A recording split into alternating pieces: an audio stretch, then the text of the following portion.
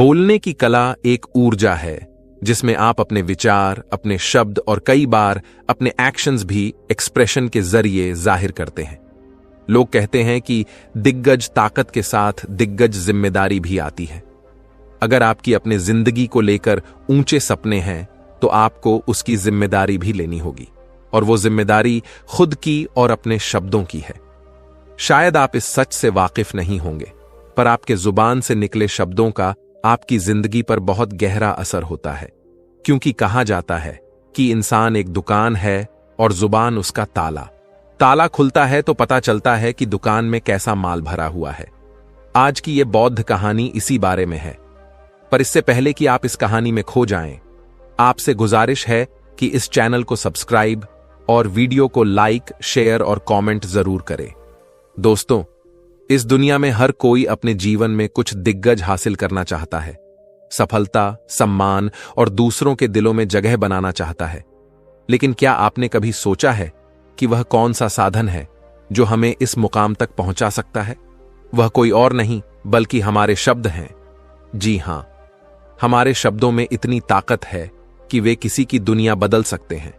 हमारे शब्द तीर की तरह होते हैं। एक बार जुबान से निकल गए तो वे गहरे प्रभाव छोड़ते हैं। इनसे हम किसी को खुश कर सकते हैं, किसी का मन बदल सकते हैं, या फिर किसी को निराश भी कर सकते हैं। इसलिए सबसे पहले हमें यह समझना होगा कि शब्द केवल संवाद का माध्यम नहीं है, बल्कि वे एक ऐसा अस्त्र है जो सही तरीके से इस्तेमाल किया जाए तो हमें कामयाबी की ऊंचाइयों तक पहुंचा सकता है। दोस्तों, इस दुनिया में सबसे ताकतवर हथियार कोई तलवार या बंदूक नहीं है, बल्कि हमारे अपने शब्द हैं। शब्दों में वह शक्ति है जो इस दुनिया को हिला सकता है, लोगों के दिलों को जीत सकता है और जिंदगी को पूरी तरह बदल सकता है। आपने देखा होगा कि कई बार एक इंसान जिसकी शक्ल सूरत उतनी आकर्षक नहीं होती, फिर भी वह लोगों का दिल जीत लेता है। वह इज्जत, शोहरत और दौलत हासिल करता है क्योंकि वह जानता है कि कैसे सही तरीके से शब्दों का इस्तेमाल करना है। सोचिए, क्या आपने कभी ऐसे इंसान को देखा है जो दिखने में साधारण है लेकिन लोग उसके दीवाने हैं? क्या ऐसा व्यक्ति आपके जीवन में कभी आया है जिसने अपने बोलने के तरीके से आपको प्रभावित किया हो? ऐसे लोग जीवन में नाम, शोहरत, इज्जत और दौलत कमाते हैं सिर्फ अपनी बातों से। कई लोग पढ़ाई लिखाई में तो कमजोर होते हैं, लेकिन अपनी बातों से ही कामयाबी की सीढ़ियां चढ़ते चले जाते हैं। ऐसा इसलिए क्योंकि वे जानते हैं कि सही समय पर सही तरीके से सही शब्दों का इस्तेमाल कैसे करना है। याद रखिए, बोलने की कला सीखने के लिए आपको किसी विशेष शिक्षा की जरूरत नहीं है।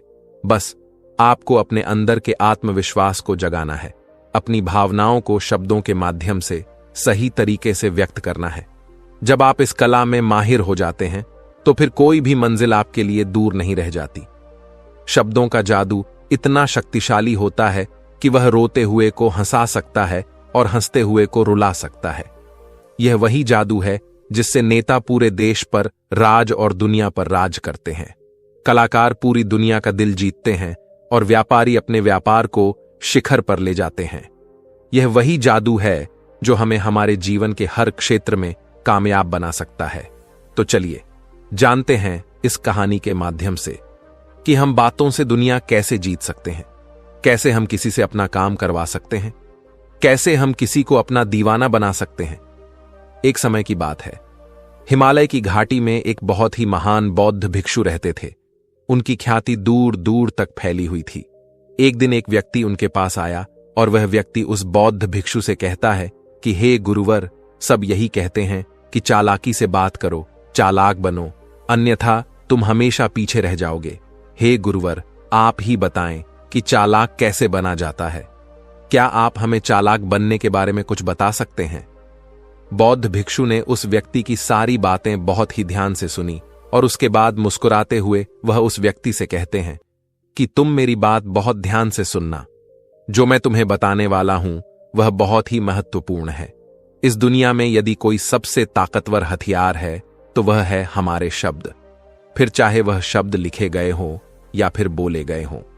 यह शब्द एक ऐसा हथियार है जिसका यदि सही समय पर, सही व्यक्ति पर और सही तरीके से इस्तेमाल किया जाए तो आप अपनी पूरी जिंदगी बदल सकते हैं। और इतना ही नहीं, यदि हम चाहे तो अपने शब्दों को फूलों की तरह भी इस्तेमाल कर सकते हैं, और यदि हम चाहे तो अपने शब्दों को तीरों की तरह भी इस्तेमाल कर सकते हैं। हमारे कहे गए शब्द गहरे से गहरे घाव भी भर सकते हैं, और कभी कभी हमारे यही शब्द गहरे से गहरे घाव भी दे जाते हैं। हमारे शब्द में इतनी ताकत होती है कि यदि आप चाहे तो अपने कहे गए शब्दों से किसी की जिंदगी बना सकते हैं, और चाहे तो आप अपने इन्हीं शब्दों से किसी की जिंदगी बर्बाद भी कर सकते हैं। हमारे शब्दों में इतनी ताकत होती है कि आप चाहे तो दूसरों के जीवन में खुशियां भर सकते हैं, और यदि आप चाहें तो अपने इन्हीं शब्दों का इस्तेमाल करके उनके जीवन में दुखों का सैलाब ला सकते हैं। आप चाहे तो इन्हीं शब्दों से किसी के रिश्ते बना भी सकते हैं, और यदि आप चाहे तो इन्हीं शब्दों से किसी के रिश्ते खराब भी कर सकते हैं। आपके अपने कहे गए शब्द आपको कामयाबी भी दिला सकते हैं, और वही आपके कहे गए शब्द आपको पूरी तरह से तबाह भी कर सकते हैं। शब्द ना केवल एक इंसान को बल्कि पूरे के पूरे परिवार को, पूरे शहर को और इस पूरी दुनिया को बर्बाद करने की और निर्माण करने की ताकत रखते हैं। इसलिए शब्दों को इस दुनिया का सबसे ज्यादा ताकतवर और घातक हथियार माना जाता है। इसलिए हमें अपने शब्दों का इस्तेमाल सही ढंग से करना चाहिए, ताकि उसका इस्तेमाल करके हमें और दूसरों को भी भला पहुंचे। और इसीलिए मैं आज आपको शब्दों के कुछ जादू के बारे में बताने वाला हूं। और अब आपके मन में यह प्रश्न उठ रहा होगा कि क्या शब्दों में भी जादू होता है? तो हां, अवश्य ही शब्दों में जादू होता है, लेकिन यह दिखता नहीं है, परंतु इसका असर आपको अवश्य नजर आता है। हमारे शब्दों में कमाल का जादू होता है। यह चाहे तो रोते हुए को हंसा दे और हंसते हुए को रुला दे। किसी की दुनिया में खुशियां भर दें तो वही किसी की दुनिया में दुखों का सैलाब भर दे। शब्दों में ऐसा जादू होता है जिससे हर इंसान आपकी तरफ खींचा चलाएगा। जो इंसान शब्दों का जादू जान गया, इस संसार में उससे दिग्गज जादूगर और कोई नहीं हो सकता। लोगों से बात करना, उनसे अपने कामों को मनवाना, यह एक कला है, और यह कला आपको सीखनी चाहिए। इसके बाद आपको कुछ भी सीखने की कोई आवश्यकता नहीं होगी, बस आपको बोलने की कला आनी चाहिए। उसके बाद हर कामयाबी आपकी होगी। आप जिस इंसान को भी चाहेंगे वह आपकी तरफ आकर्षित होने लगेगा, और यह बोलने की कला सीखने के लिए आपको कोई धन खर्च करने की भी आवश्यकता नहीं है। आपने देखा होगा कि कई लोग बहुत ज्यादा पढ़ाई तो करते हैं, लेकिन उनके पास बोलने की कला नहीं होती, जिस वजह से वह अपने जीवन में कभी सफल नहीं हो पाते। लेकिन आपने वहीं पर कुछ ऐसे भी लोगों को देखा होगा जो पढ़ाई लिखाई में तो बहुत कमजोर रहते हैं, लेकिन बोलने की कला में वह माहिर होते हैं, और ऐसे लोग अपने जीवन में लगातार सफलता की सीढ़ी चढ़ते चले जाते हैं। उन्हें रोकने वाला भी कोई नहीं होता। बोलने की कला सीखना इतना मुश्किल भी नहीं है, बस जरूरत है हमें कुछ आदतों को बदलने की, और साथ ही अपने नजरिए में कुछ परिवर्तन लाने की। आप अपने शब्दों की ताकत को कम मत समझना। आपने देखा होगा केवल एक नेता पूरे देश में कैसे राज करता है, और वह भी केवल अपने बोलने की कला से। हमारे शब्दों में इतनी ताकत होती है कि वह अंदर से मरे हुए इंसान में भी जान भर सकती है, उसे एक नई जिंदगी दे सकती है। इसीलिए आज हम यही जानने वाले हैं कि अपने शब्दों का इस्तेमाल हम कैसे कर सकते हैं। अपने शब्दों से हम जिंदगी में कामयाबी कैसे हासिल कर सकते हैं, और सभी लोगों को अपने शब्दों से हम अपनी ओर कैसे आकर्षित कर सकते हैं। लेकिन आपको उससे पहले यह 3 महत्वपूर्ण बातों का ध्यान रखना होगा। जब भी आप शब्दों के तीर चलाने के बारे में सोचें, तो सबसे पहले आपको यह सोचना जरूरी है कि यह तीर मैं किस पर दाग रहा हूं, और यह तीर मैं क्यों दाग रहा हूं, और इस तीर का परिणाम क्या होगा। आप तो जानते हैं कि ऊपर वाले ने हमें 2 कान और 1 मुंह दिया है, ताकि हम सुने ज्यादा और बोले कम। और जो लोग कम बोलते हैं, उनकी सोचने और समझने की क्षमता भी अधिक बोलने वालों से कहीं ज्यादा होती है। वह किसी भी काम में अपना 100% देने में पूरी तरह से समर्थ होते हैं। इसीलिए यदि आप भी जीवन में चालाक बनना चाहते हैं, अपने शब्दों का सही तरीके से इस्तेमाल करना चाहते हैं, तो आपको इन 8 बातों पर ध्यान देना होगा, और इन बातों को अपने जीवन में उतारना होगा। हां, एक बात अवश्य ध्यान रखिए कि चालाकी से बात करने का अर्थ यह भी नहीं होता कि आप स्वार्थी बन जाएं, और किसी का गलत फायदा उठाएं। हमें चालाकी से बात करना इसलिए सीखना चाहिए ताकि हम इससे अपना और दूसरों का फायदा कर सके, न कि हमें किसी का गलत फायदा उठाना चाहिए और ना ही हमें किसी को फंसाना चाहिए। बल्कि हम जितना भी लोगों से अच्छी तरीके से बात करेंगे उतना ही लोग हमें पसंद करेंगे, हमारी इज्जत करेंगे और हमारी बातों को भी वह बहुत ही ध्यान से सुनेंगे। वह हमारी कद्र करेंगे और लोगों की नजरों में इस समाज में हमारा मान सम्मान और गौरव बढ़ेगा।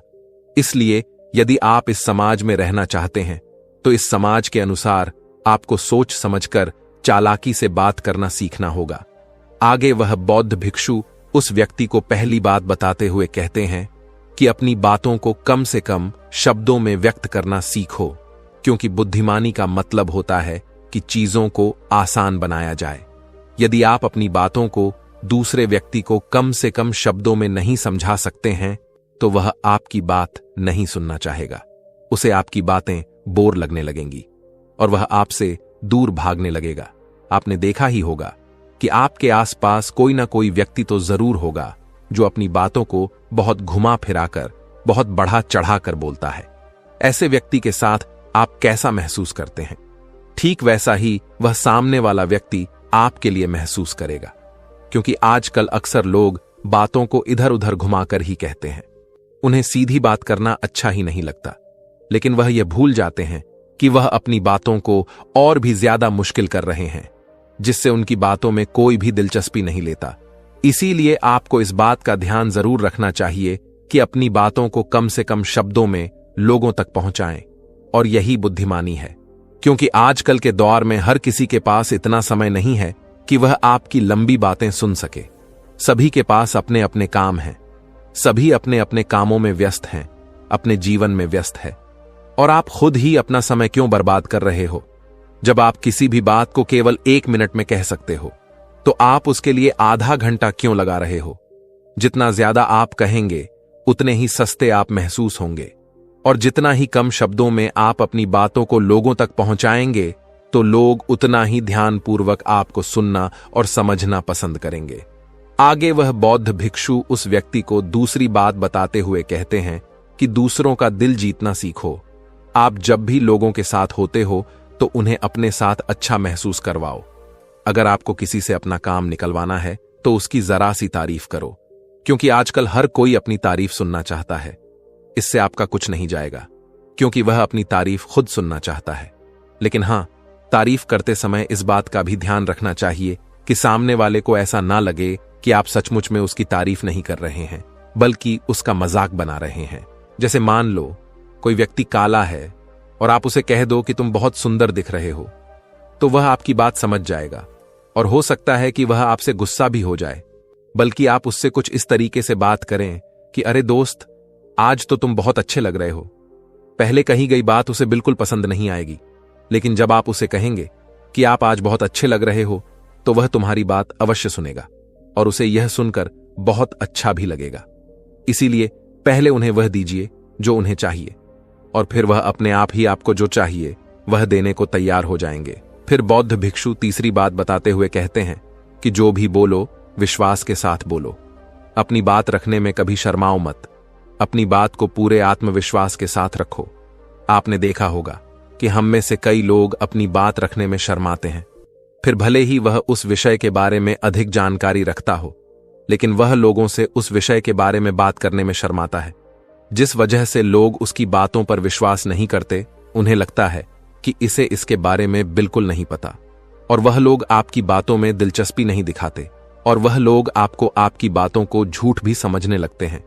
इसलिए आप किससे क्या कह रहे हैं और क्यों कह रहे हैं, यह बात समझना भी बहुत जरूरी है। और यदि आप किसी के बारे में जानते हैं और पूरे आत्मविश्वास के साथ उस बात को रखते हैं, तो सामने वाले व्यक्ति पर आपकी बातों का प्रभाव जरूर होगा, क्योंकि आत्मविश्वास में ही वह शक्ति है जिससे लोग आपकी बातों पर विश्वास करते हैं, आपकी बातों से ही प्रभावित होते हैं। किंतु यदि आप अपनी बात रखने में शर्माते हैं तो आप कभी भी अपना प्रभाव दूसरे व्यक्ति पर नहीं बना सकते। इसीलिए जब भी आप किसी से बात करें तो अपनी बातों को आत्मविश्वास के साथ रखें। आगे वह बौद्ध भिक्षु व्यक्ति को चौथी बात बताते हुए कहते हैं कि अपने शब्दों और अपने वाक्यों में भावनाओं को ढालने की कोशिश करें, क्योंकि जब तक आपके शब्दों में, आपके वाक्यों में भावनाएं नहीं होंगी तो वह लोगों के दिल तक कैसे पहुंच पाएंगी। और जब आपके शब्दों में, आपके वाक्यों में भावनाएं होती हैं तो वह आसानी से लोगों के दिल तक पहुंच जाती है। इसीलिए आपको अपनी आवाज को उसी माहौल के हिसाब से रखनी चाहिए। यदि आपको लगता है कि किसी वाक्य पर, किसी ऐसी स्थिति पर आपको दुखी होना चाहिए, तो आपकी आवाज में वह नमी होनी चाहिए। और यदि आपको लगता है कि सामने वाला व्यक्ति खुश है और वह खुशी खुशी आपकी बात सुन सकता है, तो आप उससे खुशी खुशी भी बात कर सकते हैं। और दूसरी तरफ, यदि आपको लगता है कि कोई व्यक्ति दुखी है और उसके मन को शांत होना चाहिए, तो आपको भी उसके मन को शांत करने वाली वाणी, मतलब अपने शब्दों, अपने वाक्यों का इस्तेमाल करना चाहिए। अपनी आवाज में नमी रखनी चाहिए, जिससे आपके मन की बात, आपकी भावनाएं उसके दिल तक पहुंच सके और वह आपकी बात सुनने में दिलचस्पी दिखाए। क्योंकि जब आप किसी का दर्द बांटते हैं तो सामने वाले व्यक्ति को बहुत अच्छा लगता है, और ऐसे समय पर आपकी भावनाएं, आपके शब्द और आपके वाक्य ही अधिक महत्व रखते हैं। शब्द, वाक्य सब एक ही होते हैं, बस इन्हें बोलने का तरीका अलग अलग होता है। जैसे आप अपने पार्टनर से प्रेम से कहते हैं कि मैं तुम्हें कभी नहीं छोड़ूंगा, और वहीं पर अगर आप गुस्से से यही बात कहते हैं, मैं तुम्हें नहीं छोड़ूंगा, तो इन दोनों बातों का मतलब बदल जाता है। सही तरीके से शब्दों का इस्तेमाल करना, यही बुद्धिमानी होती है। जो अपने शब्दों में, अपने वाक्यों में भावनाओं को जोर पाता है, वही लोगों के दिल में राज कर पाता है। आगे वह बौद्ध भिक्षु उस व्यक्ति को 5वीं बात बताते हुए कहते हैं कि जब भी तुम किसी व्यक्ति से बात करते हो तो उसकी आंखों में देखकर बात करो, क्योंकि यदि आप बात करते समय लोगों से नजरें चुराएंगे, सामने वाले व्यक्ति से छुप छुप कर बातें करेंगे, तो उसे ऐसा महसूस होगा जैसा कि आप उससे कुछ छुपा रहे हैं, आप उससे झूठ बोल रहे हैं। इसीलिए वह आपकी बातों में दिलचस्पी नहीं दिखाएगा और ना ही वह आपकी बातों पर विश्वास करेगा। और वहीं पर दूसरी तरफ, यदि आप पूरे आत्मविश्वास के साथ किसी दूसरे व्यक्ति की आंखों में देखकर उससे झूठ भी कह देंगे, तो भी वह आपकी बातों पर विश्वास कर लेगा और वह आपकी बातों में दिलचस्पी भी दिखाएगा। इसीलिए बात करो राजा की तरह।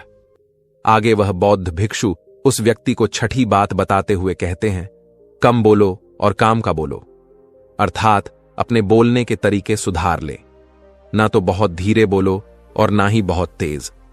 अपने शब्दों का उच्चारण सही और स्पष्ट तरीके से करें। अगर आप बहुत जल्दी जल्दी बोलेंगे तो लोग कुछ भी समझ नहीं पाएंगे, और अगर आप बहुत धीरे धीरे बोलेंगे तब भी लोग आपसे बोर हो जाएंगे और वह आपकी बातों में जरा भी दिलचस्पी नहीं दिखाएंगे। यदि आप बहुत चिल्ला चिल्ला कर बोलेंगे तब भी लोगों को आपकी आवाज पसंद नहीं आएगी, और यदि आप बहुत धीरे धीरे बोलेंगे तब तो लोगों तक आपकी आवाज ही नहीं पहुंचेगी और आपकी बातों का असर भी नहीं होगा। इसीलिए अपनी बातों को साफ और स्पष्ट रखें। अपने शब्दों को साफ और स्पष्ट रखें ताकि वह लोगों को अच्छी तरह से समझ में आ सके। क्योंकि अक्सर यह देखा गया है कि जब भी कोई इंसान बोलना शुरू करता है तो उसके शुरुआती 90 सेकंड यह कहते हैं कि लोग उसे सुनना पसंद करेंगे या नहीं, और यह भी बताता है कि वह व्यक्ति एक कुशल व्यक्ति है या नहीं। और यदि आप 90 सेकंड तक लोगों को अपनी बातों में रोक सकते हैं और यदि लोग आपकी बातों में रुचि लेते हैं, तो इसका अर्थ यही है कि वह लोग आपकी बातों को सुनना चाहते हैं, आपकी बातों को समझ रहे हैं और वह लोग आपसे जुड़ना भी चाहते हैं। किंतु अक्सर यही देखा गया है कि कुछ लोग बहुत चिल्ला चिल्ला कर कहते हैं और कुछ लोग बहुत धीरे धीरे कहते हैं, जिससे उनके शब्द ही समझ नहीं आते। इसीलिए शब्दों को स्पष्ट रखिए। आपको उतना ही आवाज में बोलना चाहिए जितने में आपके विचार सामने वाले व्यक्ति तक पहुंच सके। फिर 7वीं बात बताते हुए उस व्यक्ति को बौद्ध भिक्षु कहते हैं कि लोगों की मदद करना सीखो। जब भी आप किसी की मदद निस्वार्थ भाव से करते हैं तो सामने वाला व्यक्ति भी आपकी मदद करने के लिए अवश्य ही तत्पर रहेगा।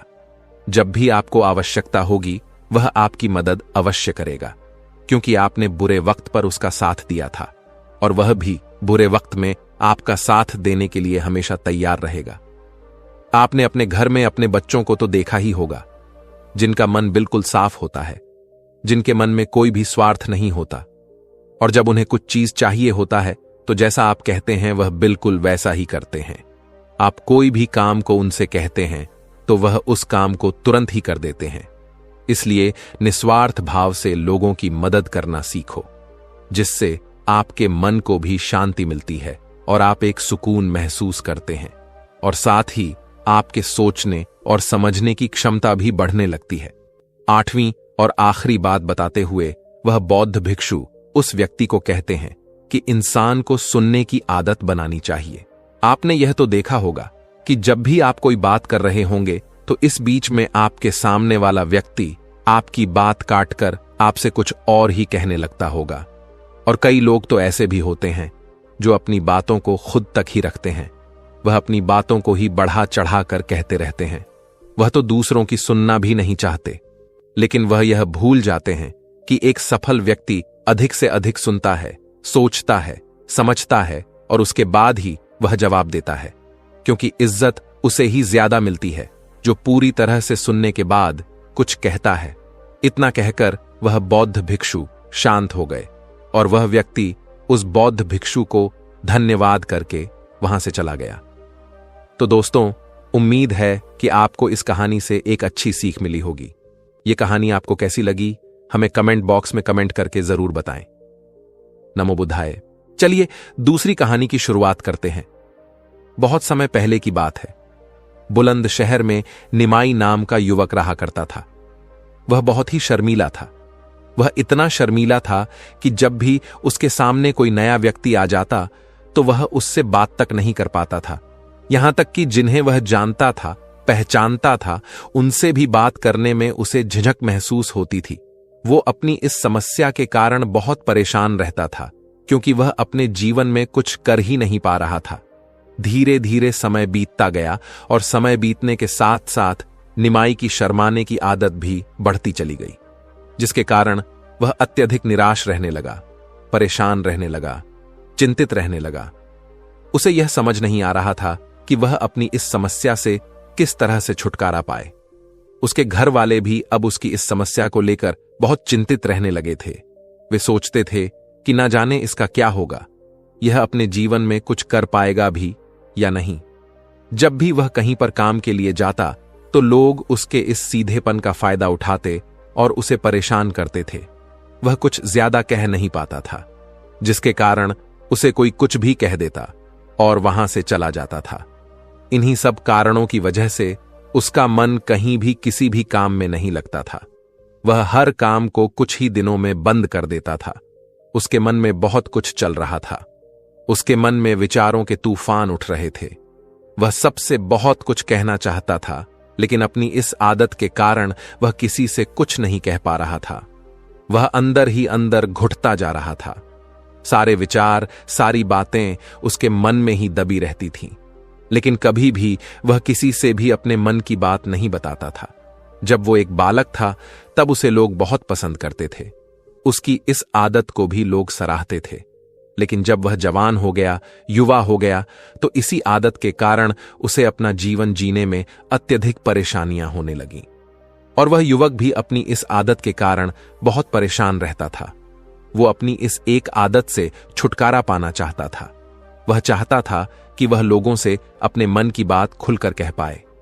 जो कुछ वो करना चाहता है, जो कुछ वो कहना चाहता है, वह सबसे वह खुलकर कह सके, कर सके। लेकिन जब भी कोई दूसरा उसके सामने आता तो उसकी जुबान मानो खुलती ही नहीं थी। यहां तक कि वह अपने माता पिता के सामने भी ठीक से बात नहीं कर पाता था।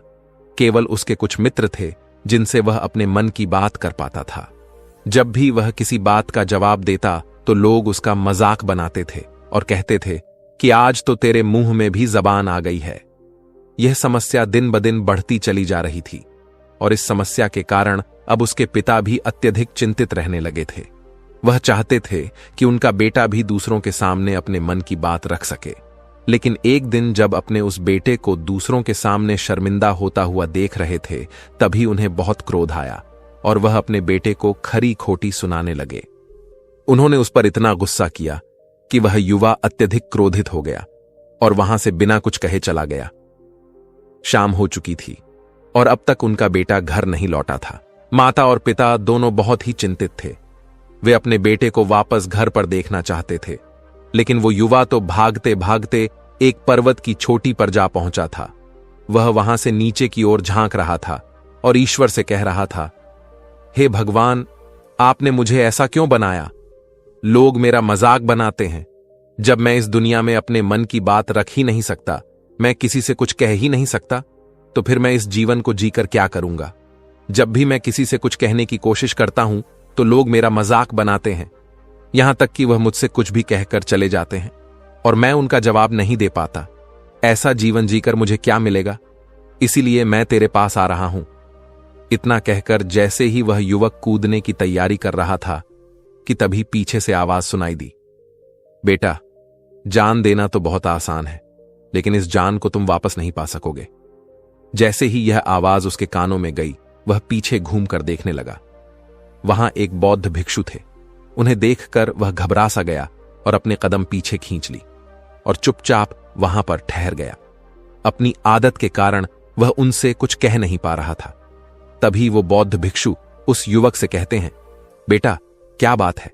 आखिर तुम यहां पर क्या कर रहे हो और तुम अपने इस जीवन को क्यों समाप्त करना चाहते हो?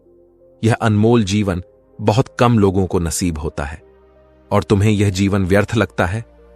इस पर वह युवक कहता है, नहीं नहीं, कुछ नहीं, मैं तो बस यहां पर यूं ही देख रहा था।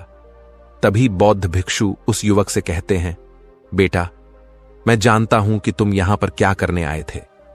तुम मुझसे कुछ नहीं छुपा सकते, लेकिन मैं चाहता हूं कि तुम अपनी समस्या मुझे खुद बताओ, तभी मैं उसका समाधान तुम्हें बता पाऊंगा। यदि तुम चाहते हो कि कोई तुम्हारी मदद करे, तो उसके लिए पहले तुम्हें ही अपने कदम आगे बढ़ाने होंगे। यदि तुम चाहते हो कि मैं तुम्हारी समस्या का समाधान करूं, तो तुम्हें मुझे अपनी समस्या बतानी होगी, वरना मैं कुछ नहीं कर सकूंगा। उन बौद्ध भिक्षु की यह बात सुनकर वह युवक कहता है, नहीं नहीं, मैं ठीक हूं, मैं सच कह रहा हूं।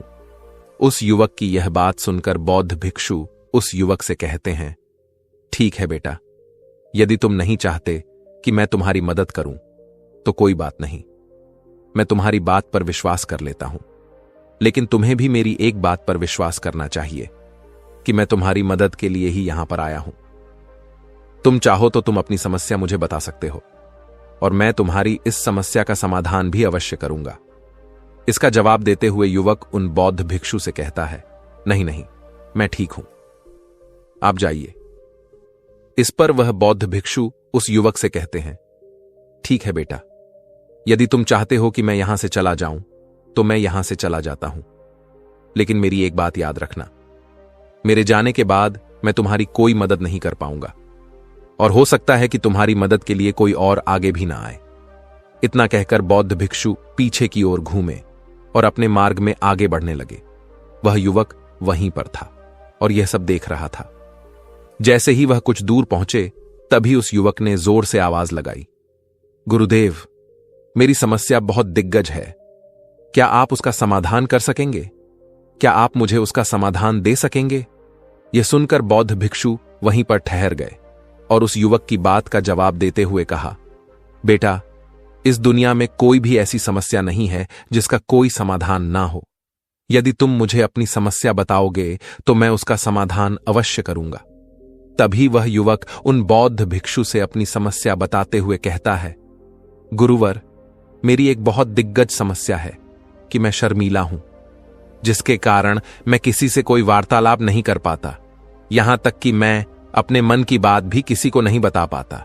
जब भी मैं किसी से बात करने की कोशिश करता हूं तो लोग मेरा मजाक बनाते हैं। जब भी मुझे कोई खरी खोटी सुनाता है, उलटी सीधी बातें करता है, तो मैं उनका जवाब नहीं दे पाता। मैं लोगों की तरह चालाक बनना चाहता हूं, लोगों की तरह बातों का जवाब देना चाहता हूं, अपने मन की बात करना चाहता हूं। मैं इस दुनिया के साथ कदम से कदम मिलाकर आगे बढ़ना चाहता हूं। क्या इसका कोई समाधान है? उन बौद्ध भिक्षु ने उस युवक की सारी बातें ध्यानपूर्वक सुनी और फिर जवाब देते हुए कहते हैं, बेटा, जरूरत से ज्यादा शर्मीला होने का अर्थ यह है कि तुम्हारे अंदर कोई भय है जिसे तुम पहचान नहीं पा रहे हो और इसके कारण तुम उसका समाधान करने में भी असमर्थ हो। शर्म करना अलग बात है और घबराना अलग। जब हमारे भीतर भय होता है तब हम कहीं भी किसी से भी कोई भी बात नहीं कर सकते। हमें चारों तरफ केवल भय ही नजर आता है और हम हर जगह से घबराते ही रहते हैं। लेकिन इसे शर्माना नहीं कहते। शर्म तो बस एक हद तक तुम्हें चुप रख सकता है। फिर वह बौद्ध भिक्षु उस युवक से कहते हैं, बेटा, तुम सबसे अधिक किससे शर्माते हो? युवक इसका जवाब देते हुए कहता है, गुरुवर, मुझे अपने पिता से बात करने में बहुत शर्मा आती है। मैं उनके सामने कुछ बोल ही नहीं पाता। तभी वह बौद्ध भिक्षु उस युवक से कहते हैं, अच्छा, तो यह बताओ कि जब तुम अपने पिता से बात कर रहे होते हो या फिर बात करने का प्रयास करते हो तो तुम्हारे मन में कैसे ख्याल आते हैं? युवक इसका जवाब देते हुए कहता है, गुरुवर, जब भी मैं अपने पिता से बात करने का प्रयास करता हूं तो मुझे ऐसा लगता है कि मानो मेरे पिता अभी मुझ पर गुस्सा करेंगे, मुझसे नाराज हो जाएंगे और कहीं ना कहीं मुझे यह भी लगता है कि मैं कुछ गलत बात ही करूंगा। यहां तक कि मेरे मन में ऐसे भी ख्याल आते हैं कि शायद मेरे पिता मुझसे प्यार ही नहीं करते। परंतु गुरुवर, आप कहते हैं कि शर्म अलग है और भय अलग बात है, तो क्या कोई ऐसा उपाय है जिससे मुझे भय ही ना हो? क्या कोई ऐसा रास्ता है जिससे मेरे अंदर का यह भय पूरी तरह से समाप्त हो जाए? कृपा करके मुझे इस समस्या का समाधान बताइए। मुझे अपने इस भय से बाहर निकलना है, लोगों की तरह अपने इस जीवन को खुलकर जीना है। उस युवक की यह सारी बातें सुनकर बौद्ध भिक्षु उस युवक से कहते हैं, जाओ और अपने पिता से कहो कि मुझे कुछ काम करना है और उसके लिए मुझे आपसे कुछ धन चाहिए। यदि तुम उनसे धन मांगने में कामयाब हो गए तो मैं तुम्हें तुम्हारी समस्या का समाधान अवश्य बताऊंगा। वह युवक काफी घबरा गया। उसने उन गुरुवर से कहा, हे गुरुवर, मुझे यह कार्य ना दीजिए। मैं उनसे कुछ नहीं कह पाता। उनके सामने तो मेरी बोलती तक बंद हो जाती है। मैं उनसे धन भला कैसे मांगूंगा?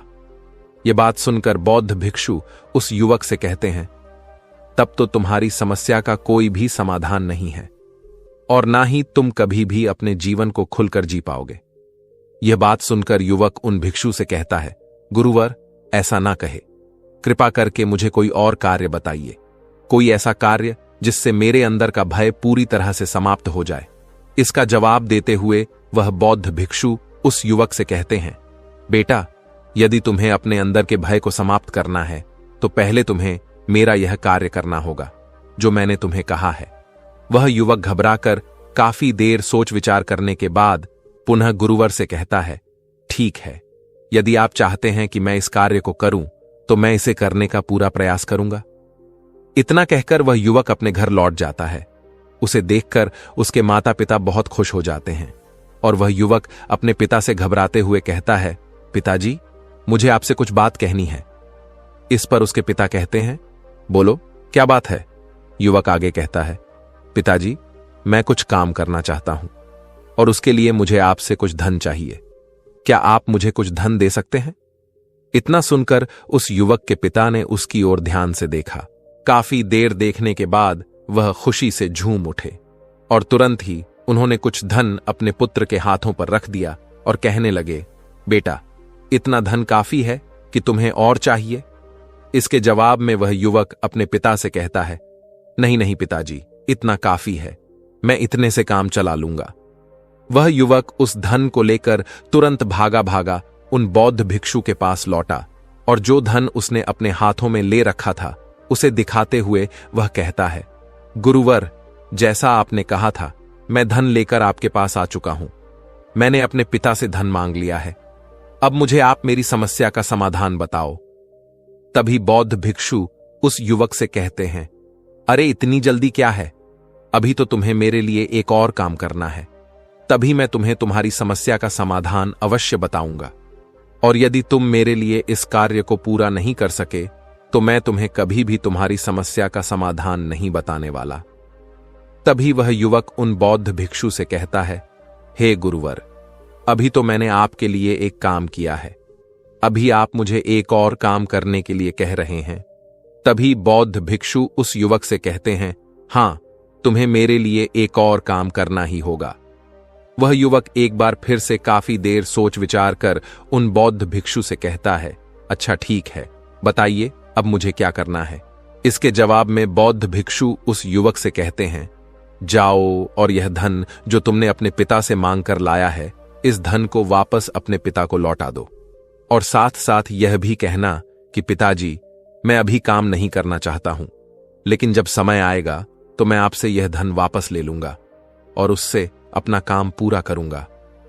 यह बात सुनकर युवक एक बार फिर से ऊपर से नीचे तक पूरी तरह से कांप गया और कहने लगा, गुरुवर, आप मुझे कोई और काम सौंप दीजिए, मैं उसे जरूर करूंगा। लेकिन अब यदि मैं धन लेकर उनके पास वापस गया तो वह क्या सोचेंगे मेरे बारे में? मैं तो शर्मिंदा हो जाऊंगा उनके सामने। इसलिए गुरुवर, कृपया करके मुझे कोई और काम दे।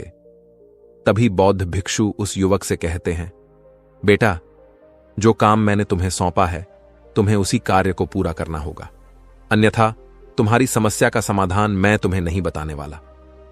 काफी देर सोच विचार करने के बाद वह उन बौद्ध भिक्षु से कहता है, ठीक है गुरुवर, मैं वापस जाता हूं और यह धन लौटा कर आता हूं।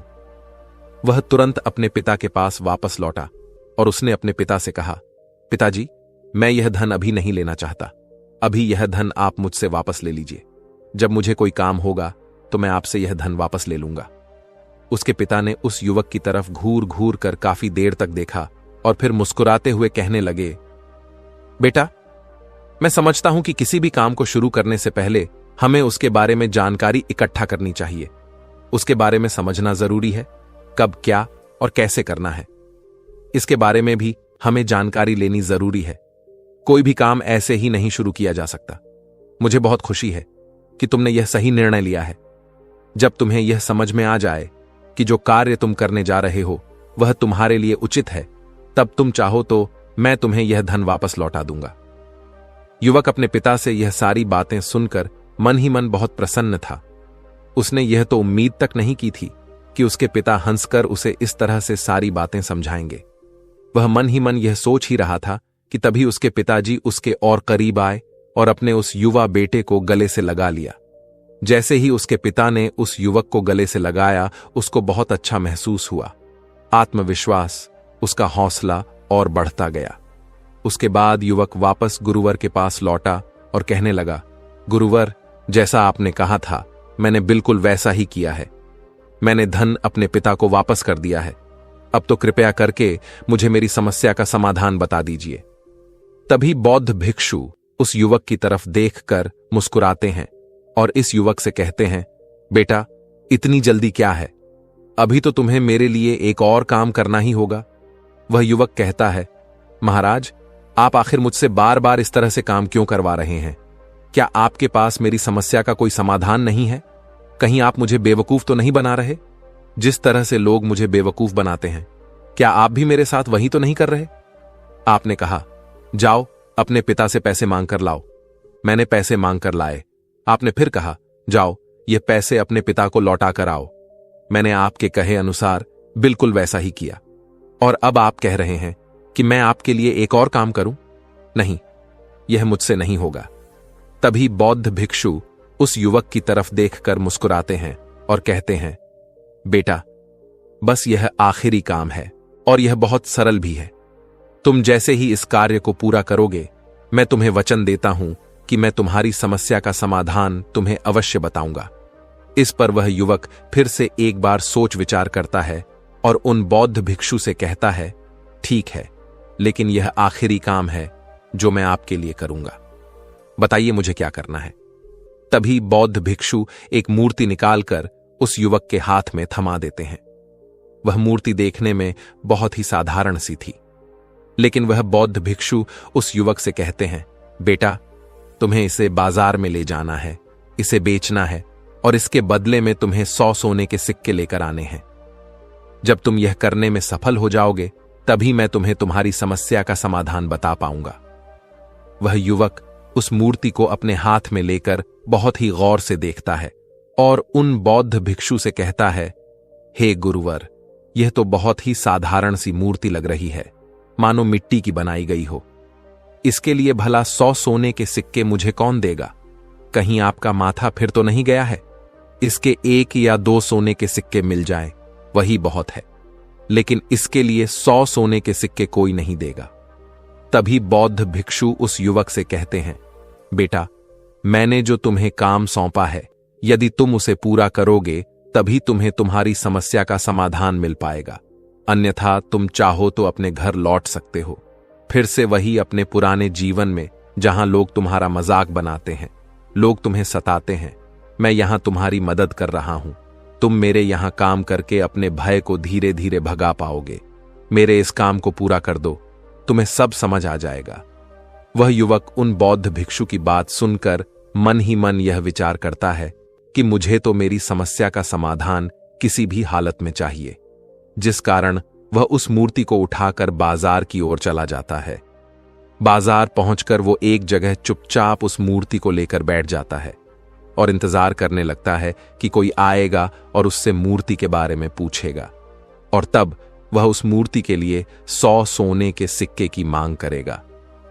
देखते ही देखते काफी समय बीत गया, लेकिन अभी तक उसके पास कोई भी व्यक्ति नहीं आया था। उसने आसपास देखा तो लोग चिल्ला चिल्लाकर अपने सामानों को बेच रहे थे, जोर जोर से आवाज लगा रहे थे। उसने भी सोचा, यदि मुझे अपनी इस मूर्ति को बेचना है तो मुझे भी जोर जोर से आवाज लगानी होगी। उस युवक ने चिल्लाना शुरू किया, लेकिन वह इतनी जोर से नहीं चिल्ला रहा था, उसकी आवाज उसे खुद तक सुनाई नहीं दे रही थी। तो भला उसकी आवाज को दूसरे कैसे सुनते, जिस कारण उसे कोई भी व्यक्ति खरीदने के लिए तैयार नहीं था। धीरे धीरे शाम का समय हो चुका था और उस व्यक्ति को यह भय था कि कहीं वह बौद्ध भिक्षु वहां से कहीं चला ना जाए, अन्यथा उसे उसकी समस्या का समाधान कौन देगा। यह सोचकर उसने जोर जोर से आवाज लगानी शुरू की कि 100 सोने के सिक्के में यह मूर्ति ले लो। उसकी आवाज सुनकर लोग उसके पास आने लगे और उससे यह सवाल करने लगे कि इस मूर्ति में ऐसा क्या है जो तुम इसके लिए 100 सोने के सिक्कों की मांग रहे हो। इसके अंदर ऐसा कुछ तो खास होगा ही। युवक काफी देर सोच विचार कर कहता है, नहीं नहीं, मुझे कुछ नहीं पता, मैं तो बस यह मूर्ति यहां पर बेचने आया हूं। तभी उसमें से एक युवक उससे कहता है, अगर ऐसी बात है तो इस मूर्ति को कोई नहीं खरीदने वाला। आखिर इस मूर्ति में ऐसा क्या खास है जिसके लिए तुम सोने के सिक्के की मांग कर रहे हो? यह तो तुम्हें बताना ही होगा। धीरे धीरे कई लोग उसके पास आए और सभी ने बस एक ही सवाल किया, आखिर इस मूर्ति में ऐसा क्या खास है? उस युवक ने उससे बातचीत की, उन्हें समझाने की कोशिश की, कई प्रयत्न किए, लेकिन कोई भी उस मूर्ति को सोने के सिक्के देकर खरीदने के लिए तैयार नहीं था। वह निराश हो गया। उसे कुछ समझ नहीं आ रहा था कि वह क्या करे। तभी बाजार में उसने देखा कि कुछ लोग अपने सामानों की खासियत बता रहे हैं, उसे बेचने के लिए उसकी खास खास बातों के बारे में लोगों को समझा रहे हैं। यह देखकर उसने भी सोचा कि मुझे भी इस मूर्ति की कुछ खासियत लोगों को बतानी होगी। उसने फिर एक बार जोर जोर से आवाज लगानी शुरू की, गुरु की इकलौती मूर्ति है जो इस दुनिया में केवल एक ही है। जिसके पास भी यह मूर्ति होगी उसके घर में कोई समस्या नहीं होगी। यह मूर्ति उस समस्या का समाधान तुम्हें अवश्य बताएगी। यह सुनकर लोग उसके पास पहुंचने लगे और उससे यह सवाल करने लगे कि क्या सच में यह मूर्ति जिसके पास होगी उसके पास कोई समस्या नहीं होगी? क्या सच में यह सभी समस्याओं का समाधान करती है? उसका जवाब देते हुए युवक कहता है, हां, सभी समस्याओं का समाधान कर देती है। यदि आप इस मूर्ति को ले जाते हैं आपके घर, तो कोई भी समस्या होगी तो उसका समाधान यह आपको अवश्य बताएगी, चाहे कोई भी समस्या हो। इतना सुनने के बाद अब वही एक मूर्ति सबको चाहिए थी। उस मूर्ति के दाम लगाने लगे।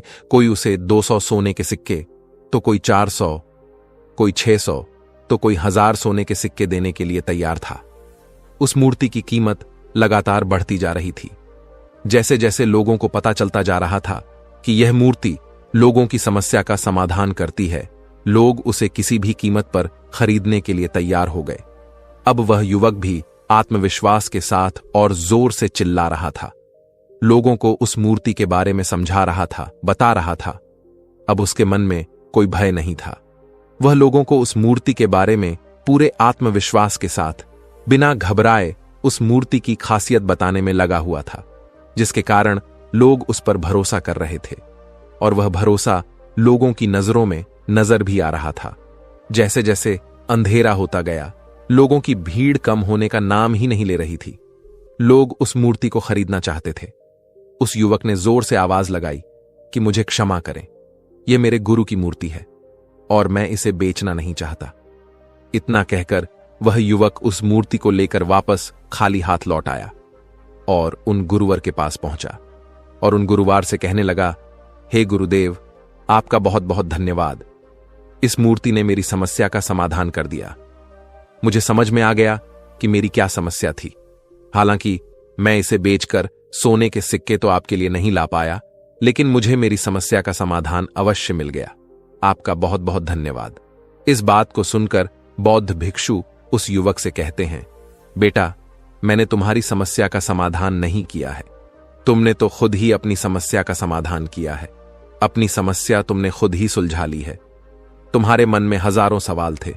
मैं यह करूंगा तो लोग मेरे बारे में क्या सोचेंगे? यदि मैं अपना मुंह खोलूंगा तो लोग मेरे पर हंसेंगे। यदि मैंने मुंह खोला तो मैं कुछ गलत ही करूंगा। ऐसे कई सारे विचार तुम्हारे मन में थे, ऐसे कई सारे भय तुमने अपने मन में पाल रखे थे। लेकिन जब इस मूर्ति के बेचने के दौरान तुमने उन हजारों लोगों का सामना किया, उनके सामने खुलकर अपनी बात रखी, उनके सामने खुलकर वह कहा जो तुम्हें कहना था, तो तुम्हारे मन का भय खुद ही समाप्त हो गया। जिसे तुम शर्माना कहते थे, वह अपने आप ही तुम्हारे भीतर से कहीं गायब हो गया। युवक अपने गुरु की यह बात सुनकर अपने गुरुवार से कहता है, गुरुवर, आप सही कहते हैं। आपने आज मेरे मन में वह विश्वास जगा दिया है जिसे मैं अब अपने जीवन में कुछ भी हासिल कर सकता हूं। आपका बहुत बहुत धन्यवाद। भय को धीरे धीरे खत्म करने से ना ही आपको शर्म आएगी और ना ही भय लगेगा। और जब आपके भीतर का भय हमेशा के लिए समाप्त हो जाएगा, तो आप अपने जीवन में जो भी कुछ करना चाहते हैं, जो भी कुछ पाना चाहते हैं, उसका रास्ता आपके लिए पूरी तरह से साफ हो जाएगा और आप अपने मार्ग पर तेजी से आगे की ओर बढ़ने में सक्षम भी हो जाएंगे। इसलिए लोग क्या कहते हैं, यह सोचना त्याग दीजिए और खुद पर विश्वास कीजिए, क्योंकि आप ही हैं जो अपने इस भय का सामना कर सकते हैं। दोस्तों, उम्मीद है कि यह कहानी आपको पसंद आई होगी। नमो बुद्धाय।